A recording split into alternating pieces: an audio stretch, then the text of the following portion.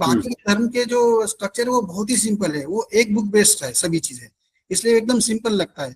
हमारा एक book based नहीं है, इसलिए जी हमको बहुत जानना जरूरी है। तो एज ए सनातनी हम लोगों को ये हम नहीं कहते कि आप 18 पुराण है, 4 वेद है, आप 108 उपनिषद है, ये सब पढ़ो, नहीं। आपको कम से कम किस वेद में क्या लिखा हुआ है और आज के हमारी जीवन प्रणाली में हमने उसमें से क्या चीजें ली है और क्या चीज छोड़ रखी है, ये आप किसी जानने वाले से भी पूछ सकते हो। दूसरा है जैसे गीता, गीता तो सबके घर में होनी ही चाहिए। आप अपने बच्चों को थोड़ा बहुत गीता का श्लोक अगर बचपन से याद करवाते हो तो आगे चल के आपको कुछ भी बताने का जरूरत नहीं पड़ेगा, कि गीता तो मैनेजमेंट की एक बुक कही जाती है। आधुनिक युग में भी गीता को एज ए मैनेजमेंट बुक ही माना गया है। इवन जो आप यूरोपियन पे सभी जगह पे है, इसमें कोई भी दो राय नहीं है और कोई इससे असहमत भी नहीं हो सकता है। उसके बाद तीसरा लक्षण आता है, ये सभी साधु संत योगी सन्यासियों को हम उपहास एवं अविश्वास भरी नजरों से देखते हैं। ये आप मान लो, आप जब किसी भी चीजों साधु संत को या योगी को देखते हो, सबसे पहले आपके मन में ना क्या आता है, आप ना उस पर यकीन नहीं करते हो। ये पता नहीं क्यों होता है ये चीजें। कोई आज हो सकता है उसमें से 1-2% फर्जी भी हो सकता है, कुछ हो सकता है, पर ये हुआ क्यों है, इसका कारण है फिल्म और कथाएं।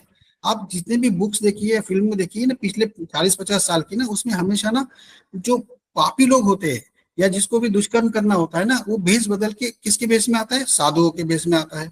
तो ये हमारे बचपन से माइंड में हो गया है कि भगवा वस्त्रधारी कोई भी बंदा हो तो वो उस पर पहले अविश्वास दिखाते हैं। हमें इससे उबरना पड़ेगा। ये सब उसी सेक्युलर थिंकिंग, जो सेक्युलर विचार है ना, उसी का ये नतीजा आज हम देख पा रहे हैं हमारे सोसाइटी में।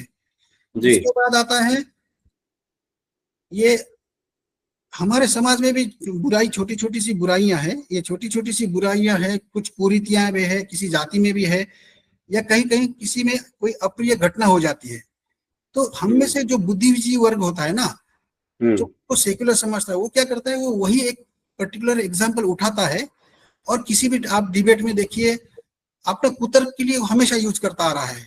और यही और इसको ये जो तथाकथित बुद्धिजीवी ना, तो इनका इफेक्ट, इनका प्रभाव बहुत व्यापक होता है। फिर जो हमारे बाकी जो सनातनी भाई वो भी सोचते हैं हाँ हमारे धर्म में काफी कुरीतियां हैं, ये भी होता है वो भी होता है। तो ये हमें समझना पड़ेगा, इन लोगों की चालाकी है बेसिकली। ये छोटी छोटी सी चीज, मतलब दूसरे के धर्म में इतना सारा चीज है, बड़ी बड़ी गलतियां है, उसको ये नजरअंदाज करते हैं, पर हमारी छोटी वाली चीज को जैसे इसका एक सिंपल उदाहरण मैं देना चाहता हूँ। जैसे कि हम लोग क्या बोलते हैं, जो राजस्थानी में घूंघट डालते हैं, उसकी वो कंपैरिजन इससे करते हैं, बुर्खा पद्धति से करते हैं, जो कि एकदम ही कुतर्क कहलाएगा। ये हमें आगे इस सब्जेक्ट पे नहीं जाएंगे।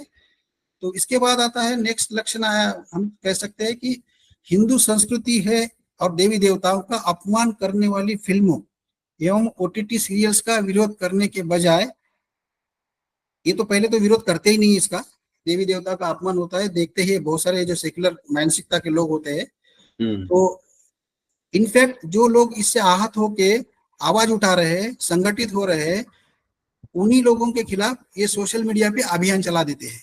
ये जो आपने बहुत सारी मूवीज में देखा होगा, पीके से ये घटना शुरू हुई है। पीके मूवी में यही हुआ था, जिन लोगों ने इसको अपोज किया है, आज उनकी जमानत नहीं हो रही थी बाद में, ये हुआ था हाल। ये तो ये सब ये जो सेकुलर, सो कॉल्ड सेकुलर है ना, ये धर्म परिवर्तन ज्ञान का एक पार्ट है। तो ये आपको कहीं ना कहीं माइंड में लगे, ये डायरेक्टली इन्वॉल्व नहीं होते हैं, पर इनका काम है उसका बेस बनाना। ठीक है। इसके बाद नेक्स्ट होता है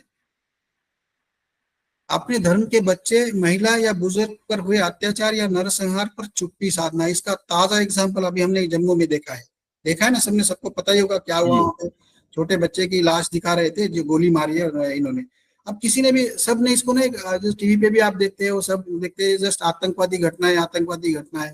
इवन जब जैसे कि कश्मीर से कश्मीरी पंडितों को भगाया गया, बस यही आता है, पर एक्चुअली कश्मीरी पंडितों को नहीं भगाया, उसके साथ में बाकी दलित थे, सिख थे, कश्मीरी पंडित थे। ये सब हिंदू सनातनी का पार्ट है। पर कभी भी आपने ये नहीं चीज सुना होगा कि कश्मीर से हिंदुओं को भगाया गया, कभी नहीं बोलते, पंडितों को भगाया गया। जैसे पंडितों को भगाया बोलते हैं, तो हमारा सनातन का 90% जो बाकी वर्ग है वो बोलते हैं हाँ सिर्फ पंडितों को ही भगाया है। उनको ये नहीं समझ में आता है कि वो हिंदू को भगाया है। तो ये जो नैरेटिव बनाते हैं ना ये तो ये भी ये सेक्युलर का ही, सेक्युलर मानसिकता के कारण ही ये हो रहा है। राइट। इसके बाद आता है 7वां लक्षण है, जो कुछ हिंदू लोग अपने धर्म पर हो रहे अन्याय पर बोलने लिखने या अन्य प्रकार से जागृति करते हैं, उनको कम्युनल कहते हैं। जैसे कि हम लोग हैं, हम जब से इस संस्था से जुड़े हैं और कुछ बोलते हैं अपने धर्म पे, जब देख रहे हैं कुछ अन्याय हो रहा है, तो हमारे कुछ दोस्त है जो कि हमें अब धीरे धीरे कम्युनल टाइप का समझते हैं। मतलब उनके कम्युनल नहीं कहते हमें, पर उनका देखने का नजरिया बदल जाता है। पर हम भी कुछ कम नहीं, अब हम उनका नजरिया बदलने में लगे हुए हैं और हमें उसमें अभी यश मिल रहा है। हम जो उनके सेक्युलर की जो पट्टी उनकी आंखों पे बंधी हुई है, वो हम उसको नीचे धीरे धीरे उतार रहे हैं। और ये आज का जो प्रोग्राम है या जो भी हम करते हैं, ये इसी का एक पार्ट कहलाता है। इसके बाद का लक्षण है हमारा 8वां है कि इतिहास संस्कृति को बनाता है, मिटाता है। आप कैसे इसको पेश करते हैं, कैसे उसको नए जनरेशन को दिखाते हैं, उसी बेस पे नया जनरेशन की थिंकिंग बनती है। हमारे यहाँ पे क्रूर आक्रांताओं का इतना महिमामंडन हो चुका है कि आज किसी को हम बोलते हैं कि अकबर भाई बदमाश आदमी था, क्रूर था, तो 95% लोग मानते नहीं, वो सुनते नहीं ये पक्का हिंदू धर्म का कट्टर है, इसलिए ये उल्टा बोल रहा है। तो ये जो थिंकिंग आई ना, ये सेकुलर थिंकिंग है। इसको मिटाने में थोड़ा टाइम लगेगा, पर ये मिटेगा जरूर। तो हमारे जो अब दूसरा एक नया आजकल चलन आया हुआ है कि जितने हमारे हिंदू धर्म के जो वीर थे, जैसे इन्होंने धर्म के लिए लड़ाई की, जैसे छत्रपति शिवाजी महाराज हो, महाराणा प्रताप हो और कई भी है, उनको आजकल ये लोग ना उनको धर्मनिरपेक्ष कहने लगे। वो कह रहे थे कि वो एक्चुअली हिंदू साम्राज्य के लिए